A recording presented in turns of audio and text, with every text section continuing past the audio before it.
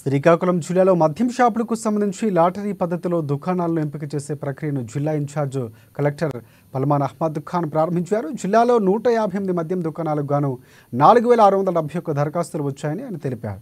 లాటరీలో ఎంపికైన వారు దుకాణాలను ఏర్పాటు చేసుకునేందుకు తక్షణమే చర్యలు తీసుకున్నామని అధికారులు చెప్పారు. Number 4 Sanapada Swarupini successful applicant. Reserve 1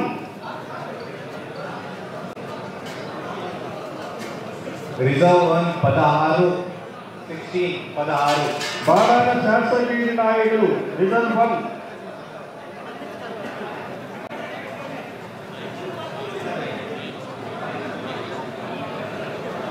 reserve 2 9 reserve 2